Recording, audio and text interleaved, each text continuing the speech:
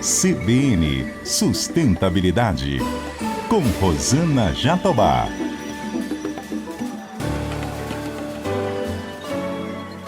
Oi, pessoal, tudo bem? O CBN Sustentabilidade de hoje aborda a agenda ESG no mercado financeiro. Eu converso com Felipe Biolchini, diretor de investimentos da Abram.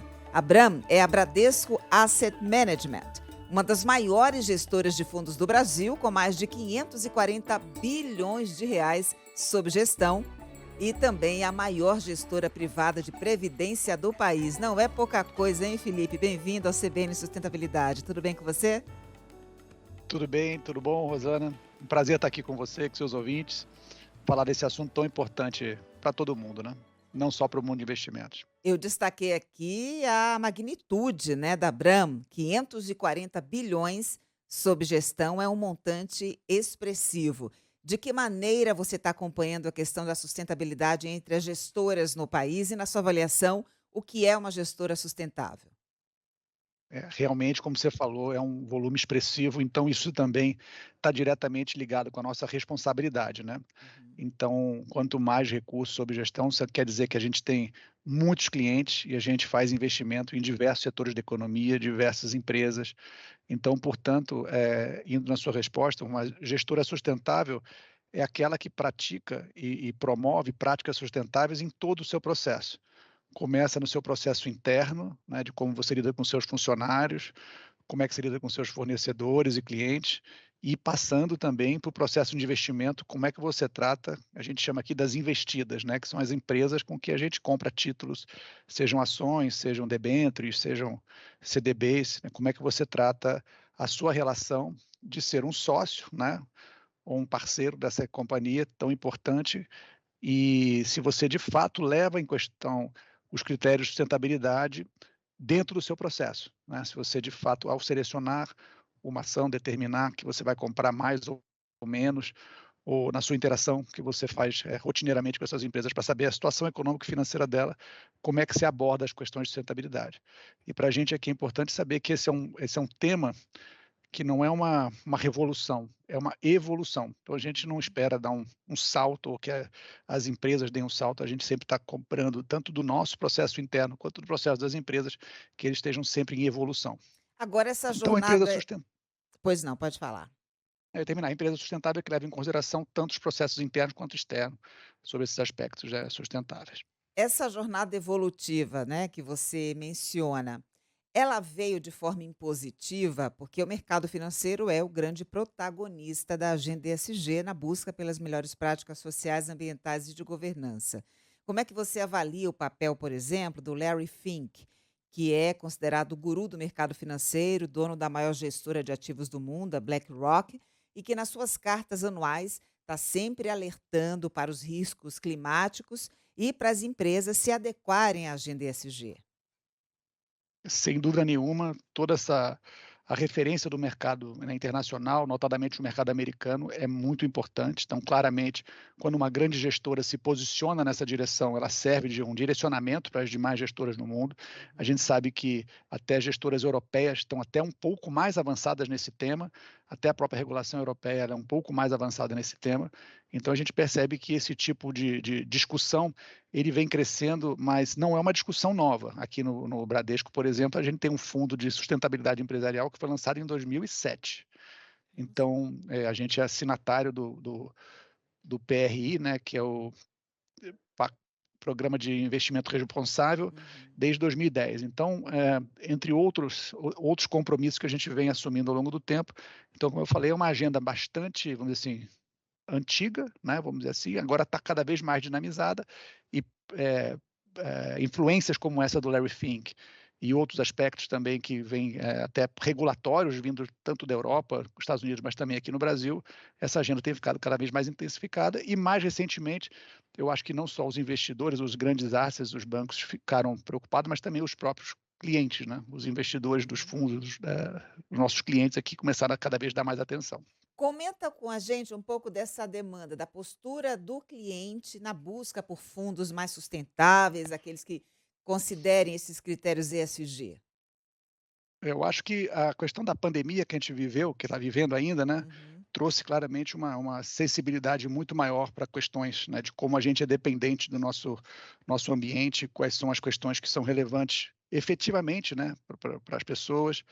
E cada vez mais a gente percebe nas novas gerações onde uma a experiência de vida através de um propósito, ela é tão relevante quanto o resultado que as pessoas estão buscando. Então, cada vez mais a gente entende que os clientes, os investidores estão querendo também que os seus recursos sejam direcionados para empresas, enfim, projetos que venham ajudar a solucionar os problemas que a gente vive hoje. Uhum. Então, notadamente, eh, hoje em dia, quando a gente é entrevistado, né, a gente chama aqui de um processo de due diligence, né, quando um investidor vem entender quais são nossas capacidades, para ser um bom gestor. Hoje em dia, você tem um tempo relevante que é dedicado a como que a gente trata as questões de sustentabilidade. Uhum. Passou a ser pauta. E cada vez mais a gente vê esse assunto sendo relevante. Ontem mesmo, sexta-feira, eu fiz uma conversa com alunos da FGV e as perguntas essencialmente tinham a ver com sustentabilidade. Então, a parte de investimentos muito relevante, mas o como integrar os aspectos de ESG no processo de investimento, claramente é um tema da pauta aí dos jovens, mas também dos investidores institucionais. Há muita diferença entre o mercado brasileiro e os mercados europeu e americano na percepção desses critérios ESG? Eu te pergunto citando um exemplo. Empresas, europeias, né, executivos que têm metas específicas na bolsa representam 81%. Aqui no Brasil, esse percentual cai para 17%, né. Eles não têm metas específicas anuais, plurianuais, não atrelam a remuneração dos executivos a objetivos de redução de impacto socioambiental. Então, queria que você fizesse um comparativo entre a nossa situação no Brasil e os mercados mais amadurecidos. Eu acho que, sem dúvida, tudo que a gente vê vindo da Europa, ela está um estágio à frente, mesmo do nosso mercado, quanto do mercado americano, se a gente fosse comparar esses 3 mercados. Então, acho que a Europa realmente é o guia a direção onde as discussões, sejam elas voluntárias, né, vindo dos próprios gestores, das próprias empresas, como também regulamentares, né? Cada vez mais discussão de taxação, precificação de carbono, são mercados bem mais desenvolvidos, onde esse assunto está muito mais em voga, tem gestoras muito grandes especializadas no assunto. Eh, Acho que aqui no Brasil, a gente está numa trajetória de um crescimento muito grande.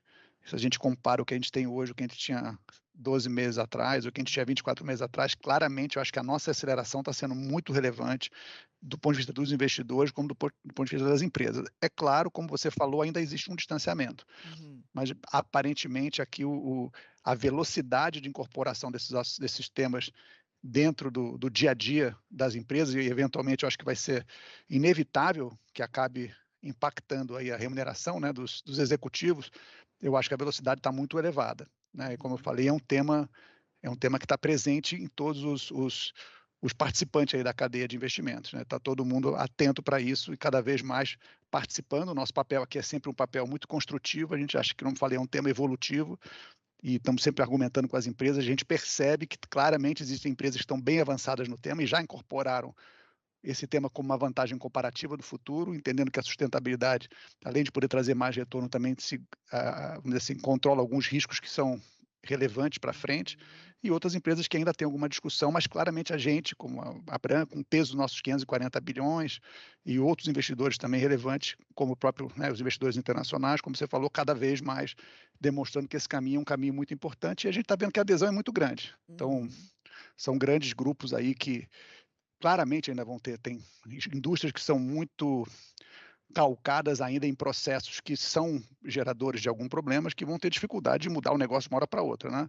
Mas a conscientização que existe um problema, que tem que ser tomada medidas urgentes para minimização e até solução, eu acho que esse é um tema, bem crescente no Brasil, e a velocidade está sendo bastante relevante.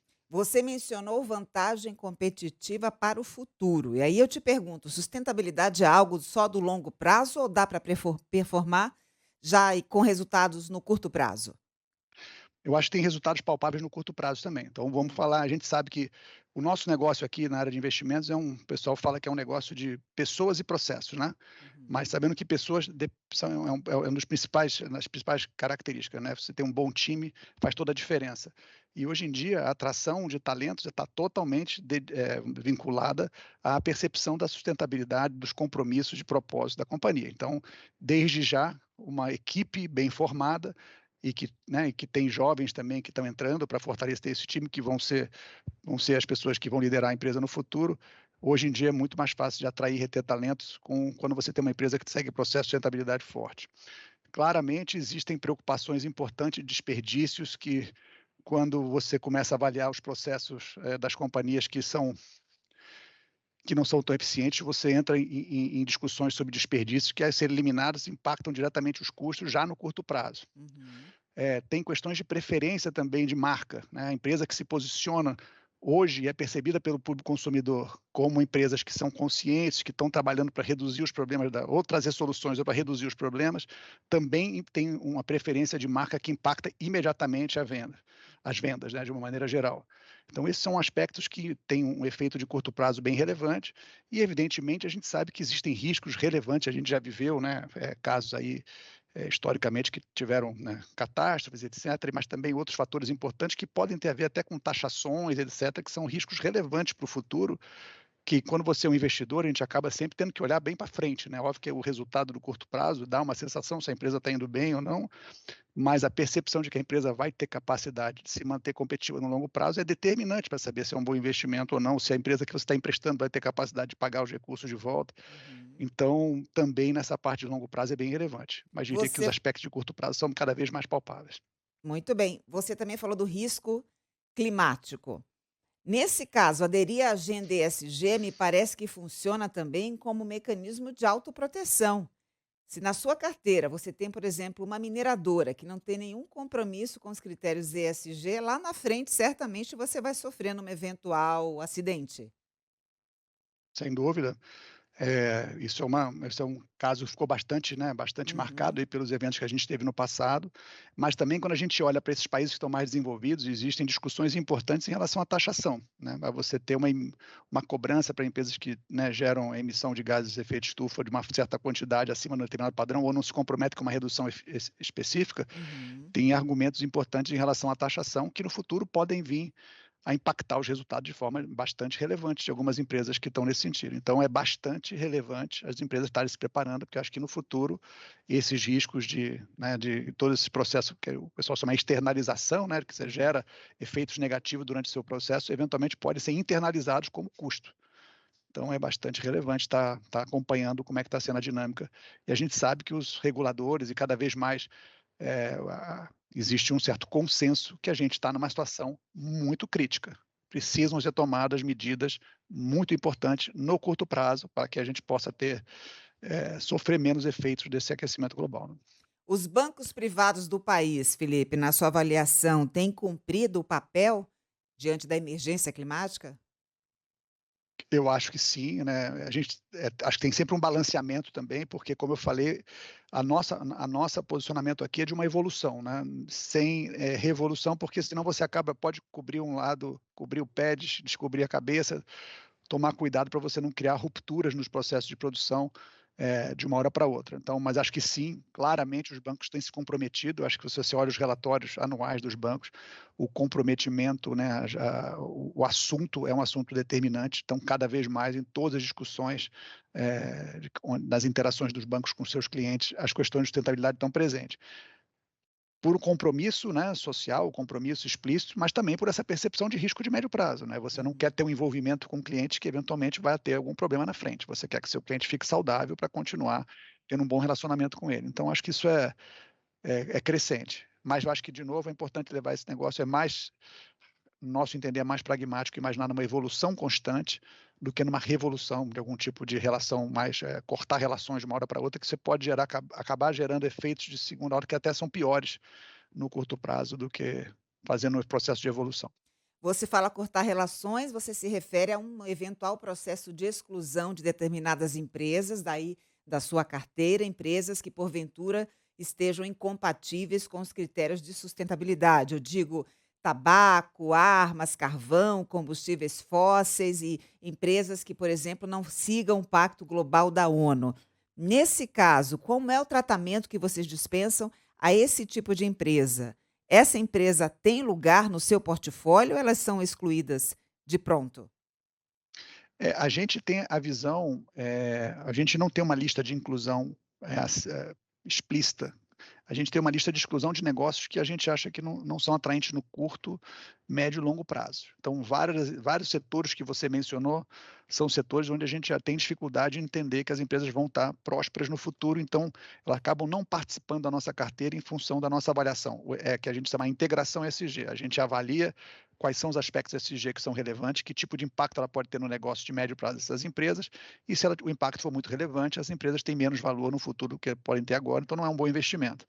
Então, a gente procura ter uma atitude menos a gente entende que é mais relevante nesse processo, a gente está interagindo com as empresas, a gente tem aqui um processo interno de avaliar os riscos ESG, a gente faz um ranking, vamos dizer assim, atribui notas para as empresas, e a gente interage com as empresas explicando para elas, olha, a sua nota não foi uma nota boa, ou foi uma nota boa, em função desses motivos, a gente acha importante ficar atento para esses aspectos. Existem práticas hoje em dia, né, no mercado, empresas concorrentes suas, ou setores que são similares ao seu, que estão fazendo dessa maneira, para a gente poder criar o maior impacto possível de melhoria do que simplesmente deixar de comprar uma ação e, eventualmente, não ter essa interação. A gente acha que a interação, o engajamento com as empresas é muito relevante e, dessa forma construtiva, fazendo com que as empresas também comecem a incorporar de um processo evolutivo esses aspectos. Evidentemente, se a gente achar que a empresa não está sendo responsável o suficiente, vai impactar a nossa análise do valor da empresa no longo prazo, ela vai deixar de pertencer às carteiras. Até porque, Felipe, essa postura mais colaborativa faz parte, de fato, dessa transição, né? Sustentabilidade, incorporar os critérios não é fácil, é uma jornada, como a gente fala. Então, ponto a ponto, porque se você promove já a exclusão de cara, realmente fica difícil de operar, sobretudo num país como o nosso, concorda? Concordo. E agora, obviamente, existem produtos que são produtos que a gente chama de produtos rotulados ESG, obviamente, então aí o filtro, a exigência é mais elevada. Uhum. Então, cada vez você depende um pouco também do que você como é que você combinou, né, com o seu próprio cliente. Tem clientes que estão mais preocupados, exigem um filtro mais aprofundado no assunto, então a gente tem os produtos que são chamados de produtos ESG, e tem produtos que são para o público em geral, que ainda estão no processo evolutivo também. Então, mas é por aí mesmo. Dentre as 3 letrinhas da sigla ESG, qual delas te apetece? Qual delas chama mais atenção aí para a Abram? Governança, A, imagino. a gente teve um histórico sempre muito relevante de governança, né? Era uma prática que desde quando a gente começou, né, os fundos lá nas 2 décadas atrás quase, isso sempre foi muito presente, né? E eu acho que hoje em dia as questões sociais estão sendo de uma maneira bem abordadas. As questões mais difíceis eu acho que tem a ver com a questão do ambiente, né, ou do E ou do A, que tem a ver com essas questões aí, efetivamente, aí de emissão de gases, essa pegada de carbono, porque para algumas empresas elas têm um processo razoavelmente claro de como atuar na redução, outras empresas que estão diretamente ligadas ao Uhum. processo ou que têm uma intensidade muito grande, seja diretamente no seu processo ou através da sua cadeia de fornecedores e clientes, o processo já é mais complicado. Então, o desafio que se apresenta, pelo menos do nosso ponto de vista aqui, a parte do ambiental, ela é bem relevante. Você mencionou pegada de carbono. Uma gestora como a sua, qualquer outra, né, em função da sua influência com relação às empresas nas quais vocês investem. Uma gestora precisa fazer o seu inventário de emissões de carbono, até como uma forma de influenciar as companhias a fazerem uma gestão de carbono? Não tem a menor dúvida, né? E a gente já há algum tempo vem, primeiro capacitando a equipe, né, se associando, né, a universidades para poder entender qual é a maneira mais teórica e técnica de fazer isso bem feito, também associando a institutos, a programas, né, que são multilaterais, para poder fazer a avaliação, e a gente faz isso com os nossos portfólios e, obviamente, a gente apresenta os resultados para as empresas. Então, na avaliação que a gente está fazendo, você tem enfim, como eu falei, né, aquele processo consultivo, construtivo, dizer, olha, essa nota aqui não é uma nota boa, você precisa trabalhar para evoluir, porque isso vai comprometer o seu valor de médio prazo. Então, Uhum. claramente, sim, temos que fazer, já estamos fazendo, e, de novo, sempre passamos essas informações para as empresas no sentido de colaborar, elas entrarem, a se engajarem nessa jornada aí. Há um consenso de que a pandemia trouxe um olhar mais apurado, mais cuidadoso com relação ao pilar social da agenda ESG. Pela sua experiência, você já nota que os investidores começam a demandar aquelas empresas que têm boas práticas na frente social e se importando com temas como diversidade, inclusão, relações de trabalho? Sem dúvida. A gente consegue perceber claramente nas gerações de investidores mais jovens que Uhum. esse é um tema muito claro, né, a cabeça é uma cabeça diferente e é uma cobrança muito explícita. A gente até vê lá dos mercados envolvidos que onde os fundos das universidades são investidores de bastante renome e, em geral, esses fundos são muito acompanhados pelos próprios alunos e a gente vê como que esses alunos estão sendo bastante vocais na escolha dos ativos e na restrição em relação a outros investidores. Então, mas eu acho que a questão da pandemia trouxe, como você falou, essa conscientização maior, todo mundo parou para pensar e refletiu muito sobre isso, e então é um tema que está de forma bastante abrangente, né, existem públicos que são mais sensíveis, mas de uma forma geral, acho que todos aqueles que talvez não tinham tido tempo para refletir ou não tinham percebido a dimensão, estão cada vez mais conscientes que os seus recursos, seus investimentos geram impacto, né, e podem direcionar de novo naquele ponto, né, você está investindo em empresas e projetos que ajudam a diminuir os problemas e trazer soluções, ou na direção inversa. Eu acho que cada vez mais as Uhum. pessoas estão refletindo nisso, vendo que não querem mais simplesmente pensar no lucro de curto prazo, e mais de uma maneira ou de outra causando maiores problemas ainda que ele já tem. A gente nota um crescimento vertiginoso dos investimentos de impacto, né, Felipe? Aqueles que já nascem com uma intencionalidade. Eles querem resolver um problema social ou ambiental, mesmo que o retorno financeiro esteja um pouco abaixo daquele que se pratica no mercado. Exatamente com essa função de colocar o dinheiro a favor de uma mudança, um futuro melhor para as outras pessoas. Aqui no Brasil, como é que está essa questão do impacto? Outro dia eu estava lendo que o neto do Rockefeller, o Justin, ele tem a The Impact, que é uma organização para tentar influenciar outros grandes investidores, né, a se utilizarem do investimento de impacto. Mas aqui no Brasil é um movimento que já tem robustez ou não? Eu acho que está crescendo bastante, ele por ter questões dessa de você ter, teoricamente, abdicar um pouco do retorno financeiro para gerar um impacto efetivo, e também ser empresas menores, teoricamente mais arriscadas, porque é um campo ainda que não foi atacado, né, vamos dizer, não foi explorado pelo setor privado ou pelo setor público, então existe essa lacuna importante, por isso esses projetos de impacto são relevantes, mas por serem questões mais complexas do ponto de vista financeiro, né, eles em geral estão ainda, são produtos que têm característica de liquidez muito menor do que os produtos de investimentos mais conhecidos, né, são fundos, né, que têm um característica mais ligados à private equity, então tem um prazo aí de 5 anos, alguma coisa, tem um prazo de maturação desse projeto. Uhum. Então a gente vê um crescimento bastante grande e uma adesão principalmente assim, de recursos que a gente chama de grandes famílias, né, que já têm um Grandes conhecimento ou têm fortunas. uma grandes fortunas, certamente, eu acho Uhum. que é ali onde está vindo, como você falou, o próprio né, herdeiro do Rockefeller, são em geral,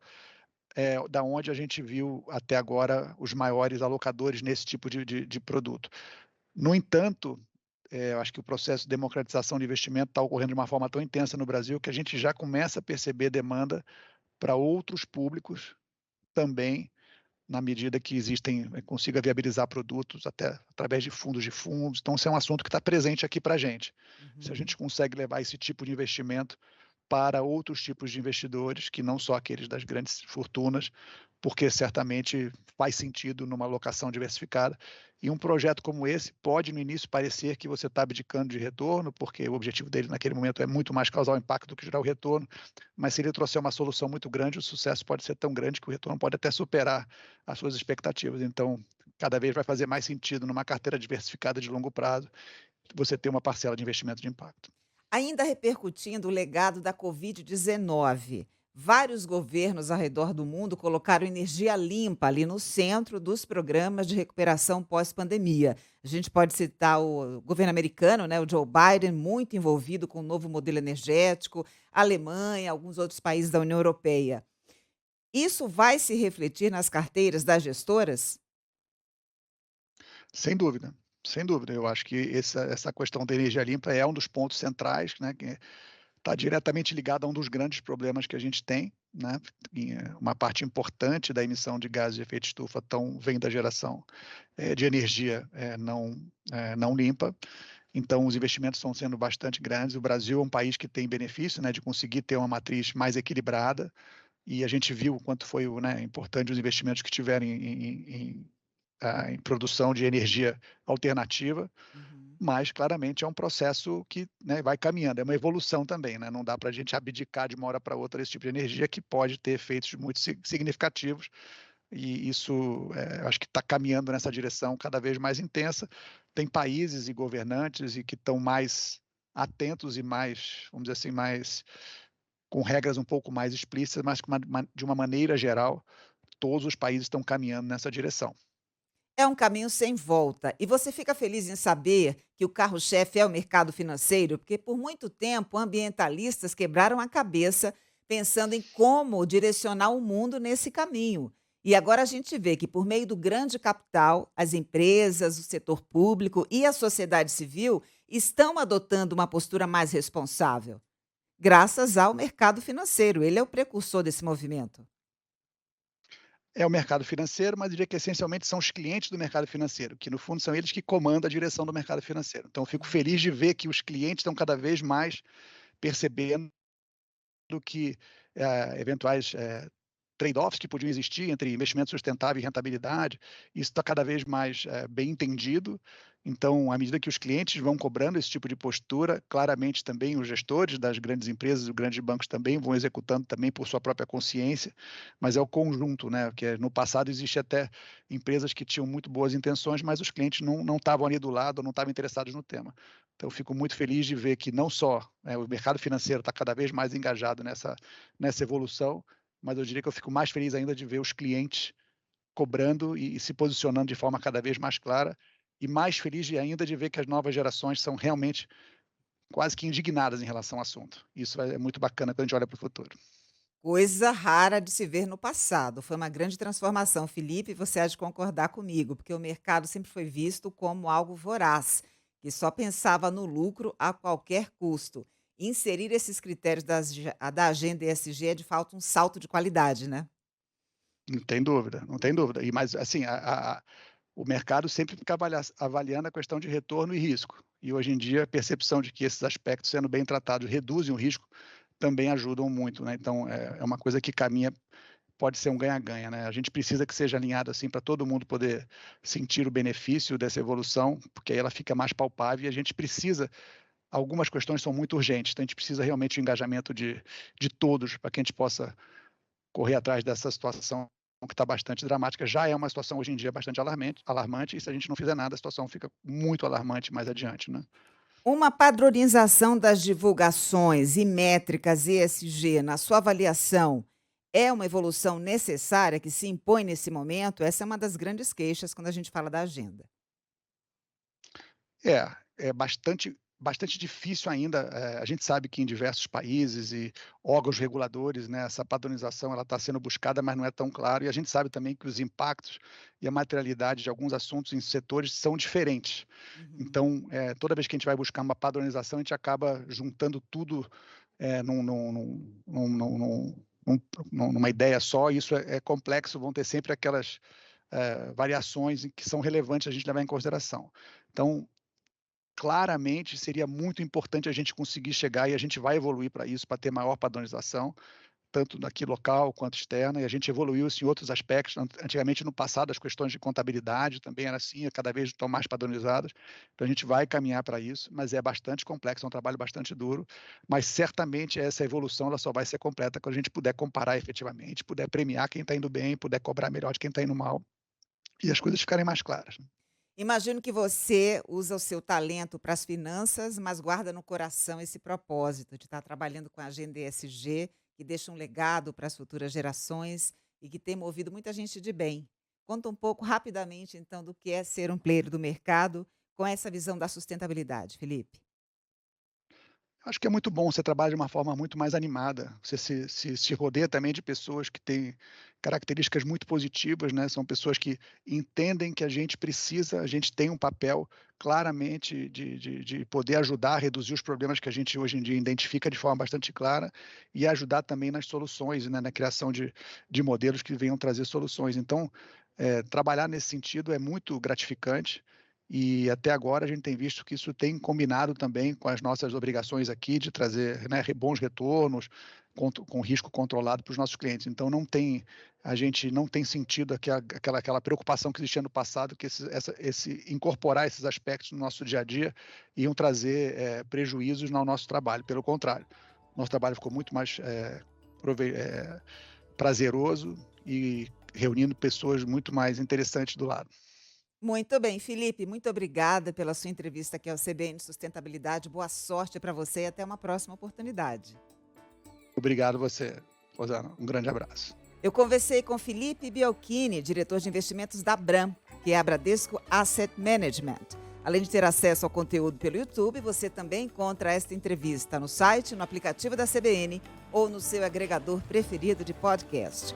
Colaboraram comigo aqui no CBN Sustentabilidade, minha linda produtora Érica Paixão, a outra linda nos trabalhos técnicos Priscila Gubiotti, o meu querido Juliano Fonseca e na edição Rafael Furugem. Um beijo para você e até semana que vem. CBN Sustentabilidade, com Rosana Jatobá.